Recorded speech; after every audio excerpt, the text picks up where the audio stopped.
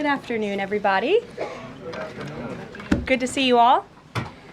President Trump is in charge, and America is back. This week further demonstrated that the Trump effect is real. Over the weekend, Americans celebrated the return of American-Israeli citizen Keith Siegel and two Israelis who were held captive by Hamas terrorists since October 7th, 2023. President Trump and his administration worked diligently to secure their release and are committed to freeing all remaining hostages. Yesterday, as you all know, President Trump held his first foreign meeting at the White House with Israeli Prime Minister Benjamin Netanyahu. And as the president said, the bonds of friendship and affection between the American and Israeli people have endured for generations and are absolutely unbreakable. The president is committed to eliminating Hamas and securing a lasting peace for the entire region. The historic proposal for the United States to take over Gaza, announced by President Trump last night, underscores this commitment. Insanity is doing the same thing over and over again and expecting different results. President Trump is an outside-of-the-box thinker and a visionary leader who solves problems that many others, especially in this city, claim are unsolvable.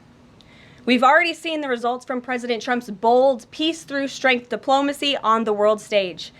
In response to President Trump's tariffs this week, both Mexico and Canada took immediate steps to alleviate the illegal alien migration and flow of deadly drugs, particularly fentanyl, into our country.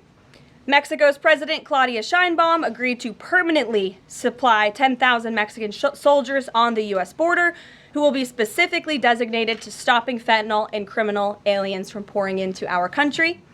And Canada's Prime Minister Justin Trudeau agreed to appoint a fentanyl czar, list cartels as terrorists, and increase resources to assist the 10,000 frontline personnel at our northern border with Canada. In recognition of these steps, President Trump paused the implementation of tariffs for 1 month while negotiations continue and final deals can be structured. Throughout the transition and during his inaugural address, President Trump made it known that the United States cannot and will not allow the Chinese Communist Party to continue with its effective and growing control over the Panama Canal. Following Secretary Rubio's successful first trip and visit there over the weekend, Panama's president said he will allow its participation in the Chinese Communist Party's, it will no longer allow the participation in the Belt and Road Initiative. That participation will expire. This is significant because Panama was the first Latin American nation to join Belt and Road and now becomes the first to back away from it because of President Trump. And to assist with the ongoing mass deportation effort, El Salvador's president has agreed to the most unprecedented migratory agreement anywhere in the world. Because President Trump is back in charge, El Salvador has offered for illegal aliens of any nationality facing deportation in the U.S. to be booked in his country's prison system. And finally, President Trump's envoy for special missions, Rick Grenell, traveled to Venezuela and not only secured the release of 6 American hostages, but Venezuela also agreed to accept the return of illegal alien Tren de Aragua gang members. All of these incredible victories prove how well President Trump's peace-through-strength approach is working.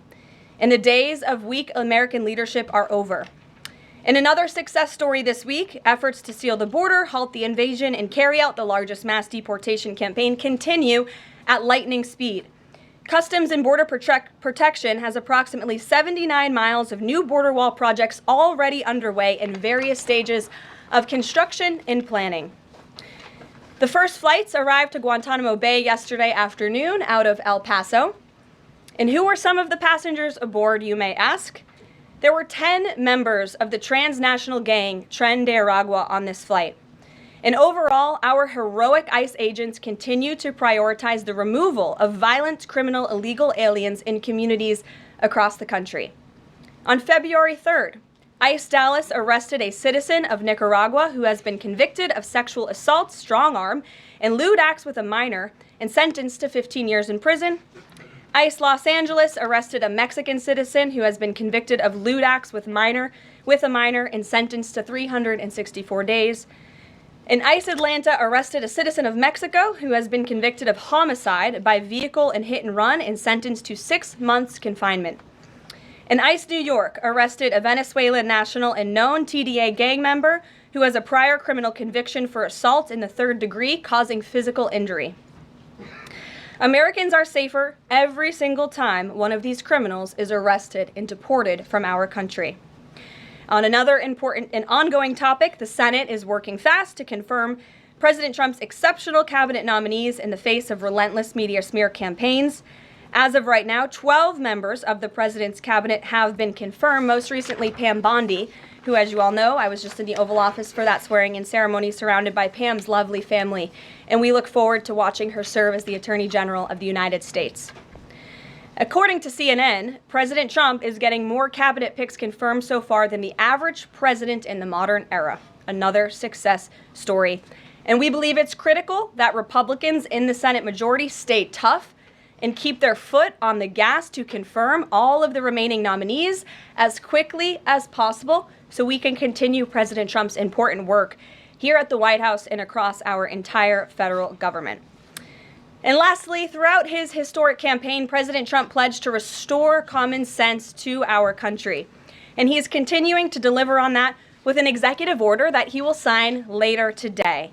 The president will be signing an executive order keeping men out of women's sports to defend the safety of athletes, protect competitive integrity, and uphold the promise of Title IX. This common sense action from President Trump ends the disgusting betrayal of women and girls by the previous administration, who for years catered to radical activists who wanted biological males to be treated as women in workplace showers, competitive sports, prisons, and even rape shelters. Gender ideology insanity is over. Submissions from individuals across the country interested in participating in our new media seat at a future briefing continue to flood in. We are at more than 12,000 and counting. If you're watching right now and are interested, you can continue to apply on our new media website, whitehouse.gov/newmedia. And in the seat today, we have a longtime national television broadcaster. I'm sure many of you recognized her when she came in, Sage Steele, who is now the host of an incredibly successful podcast, The Sage Steele Show, on YouTube and all podcast platforms. And previously, Sage was a fixture at ESPN from 2007 to 2023, primarily hosting SportsCenter, which we all know well, before leaving the company to exercise her First Amendment rights more freely. We are honored to welcome her to the briefing room today. She will be joining the president at the big EO signing later this afternoon. I know many of you will be there as well. So Sage, why don't you kick us off on this very exciting day for women and girls across the country. Thank you for joining us. It is exciting, and Caroline, thank you for welcoming people like me with a little bit of a different perspective, different background in this seat. It really does mean a lot. Thank you. Obviously, the House already passed the Protection of Women and Girls in Sports Act, which was a really big step for women and girls. So far, the Senate, as we know, has not brought it up to vote. We all know executive orders can be overturned, so I'm wondering how important it is to the president to get Congress to bring this, to pass legislation. So there are no instances like the past administration that really tried to destroy Title IX. It's incredibly important that Congress immediately acts on this priority. I think the president is really setting the tone, making this a very immediate priority for this administration, just as he promised to do on the campaign trail. And I'd like to get into the executive order a little bit, because it is the news of the day here at the White House, and talk about what this executive action will actually do. So the executive order that the president will be signing later this afternoon, as I said, upholds the promise of Title IX. It also will require the DOJ to abide by the nationwide previous administration's illegal Title IX rewrite that would have dissolved single-sex spaces and opportunities. It also requires immediate action, including enforcement actions against schools and athletic associations comprised of schools that deny women single-sex sports and single-sex locker rooms. The executive order also calls for the convening of private sporting bodies in the White House. We want them to come to this campus so the president can hear in person the stories of female athletes who have suffered lifelong injuries, who have been silenced and forced to shower with men and compete with men on athletic fields across the country. Many of those women will be at the White House today. I encourage all of you in the media to actually talk to them, to hear their stories. And I would also just add one more thing. This is a wildly popular position with the American people. In fact, there was a new poll recently that showed the overwhelming majority of Democrats also support keeping biological men out of women's sports. And so I know the president is very excited about the bill signing that will take place at 3 o'clock this afternoon. You will hear from him more on that later, and we look forward to seeing you there, Sage. So thank you very, very much. Garrett, great to see you here today. Thank you. On Gaza, the president has spent basically his entire public career criticizing foreign entanglements, nation building, sending American troops to fight abroad, particularly in the Middle East. This plan seems like it could ultimately involve all of those things. Can you explain this reversal and how building and owning Gaza squares with America First foreign policy? I would reject the premise of your question that this forces the United States to be entangled in conflicts abroad. The president has not committed to putting boots on the ground in Gaza. He has also said that the United States is not going to pay for the rebuilding of Gaza. His administration is going to work with our partners in the region to reconstruct this region. And let me just take a step back here, because this is an out-of-the-box idea. That's who President Trump is. That's why the American people elected him. And his goal is lasting peace in the Middle East for all people in the region. And as I said in my opening remarks, we've had the same people pushing the same solutions to this problem for decades. And it's been made very clear to the president that the United States needs to be involved in this rebuilding effort to ensure stability in the region for all people. But that does not mean boots on the ground in Gaza. It does not mean American taxpayers will be funding this effort. It means Donald Trump, who is the best deal maker on the planet, is going to strike a deal with our partners in the region. Because he did not rule out American troops in Gaza last night. Are you doing that now? I am saying that the president has not committed to that just yet. He has not made that commitment, and you know that. And on the foreign partners, the Jordanians, the Egyptians, the Saudis have already panned this plan.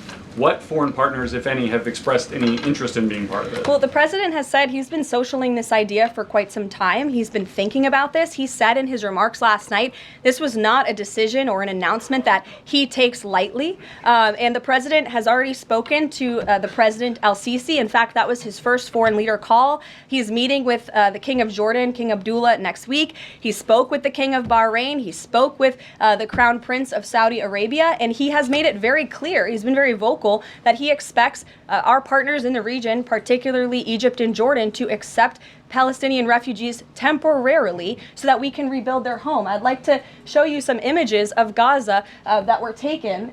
Fox News aired this. I mean, that is, as they put it, in an apocalyptic scene in Gaza. This is an uninhabitable place for human beings. Do you really think that families can live their dream in a region that looks like this, with no running water, no electricity? And the special envoy to the president, Steve Witkoff, recently traveled to Gaza, as you all know. And he came back with images that he showed the president of the dire situation here. And the president made this decision with a humanitarian heart for all people in the region. Yeah. Peter. Thank you, Caroline. Are any officials here preparing to fight Democratic lawmakers in the streets? Absolutely not. So And thanks for the question. Some elected Democrats are so steamed about DOJ. Congresswoman LaMonica McIver says we are at war. Ilhan Omar says we might actually see somebody get killed. And Chris Van Hollen says we have to fight this in the Congress. We have to fight this in the streets. So what now? And may I just point out, if you heard that type of violent, enticing rhetoric from our side of the aisle, from Republican leaders on Capitol Hill, I think there would be a lot more outrage in this room today. It's unacceptable, the comments that have been made by these Democrat leaders, and frankly, they don't even know what they're talking about. Because President Trump was elected with a mandate from the American people to make this government more efficient. He campaigned across this country with Elon Musk, vowing that Elon was going to head up the Department of Government Efficiency, and the two of them, with a great team around them, were going to look at the receipts of this federal government and ensure it's accountable to American taxpayers. That's all that is happening here. And for Democrat officials to incite violence and encourage Americans to take to the streets is incredibly alarming, and they should be held accountable for that rhetoric. It sounds like something that they're most concerned about is Doge engineers with access to Treasury systems. Can you clarify, do the Doge engineers have read-only access Yes. in these systems, so they are not allowed to write new No. code? They are not, okay. No. And then one more thing. NBC is reporting that some of the illegal immigrants that we've seen rounded up and arrested are not being deported. They're being released with ankle or wrist monitoring devices, or they have to check in on the phone. So is the administration arresting more people than you have room for? I have seen the reports, and I'm glad you brought it up because we want to address it. There have been a total of 461 illegal aliens. This is of this morning when I got this information from DHS that have been released from custody of the more than 8,000 that have been arrested since President Trump was inaugurated. It's less than 6%, and there are reasons for their release. Some of the factors include a lack of significant likelihood of removal in the foreseeable future, lack of detention availability, which is something this president and this administration has been incredibly vocal about. We are doing everything we can to deport and detain illegal immigrants, but we need Congress's help to increase funding for Border Patrol and for ICE to increase detention capability in our facilities. And then other serious medical conditions have also been the reasons for some of the release of these individuals. But none of them have final deportation orders. Many of them are probably contesting their immigration status. I'd refer you to DHS for more details, but I did get that information because I knew it would be a question. So thank you. Sure. Caroline? Yes. The president and you here again today have made clear, given the devastation, you think Palestinians have no choice but to leave Gaza and go elsewhere. But Palestinians say this is their home. They don't want to go. The president last night said he's willing to use the military if necessary. Is the U.S. prepared to remove Palestinians from Gaza by force? The president is prepared to rebuild Gaza for Palestinians and all people in the region, peace-loving people who want real economic development and opportunity in the region. This is a region that has been controlled by Iranian-backed terrorists, Hamas, who have brutalized not just Israelis but Palestinians too. It is because of Hamas that you see those images on that screen, that Gaza has become a demolition site because Hamas launched that brutal attack on Israel on October the 7th. And so again, I would stress, President Trump wants to ensure that this can be a place where all people can live in peace. He is a peacemaker in chief. He made that very clear in his first term. And as for how that will be accomplished, the president and his team are talking with our allies in the region to consider next steps. But should the American people be prepared to see U.S. military on the ground fighting a ground war against Hamas? Again, the president has not committed to U.S. troops in the region. But it is an option. I have said that the president has not committed to that yet. Sure.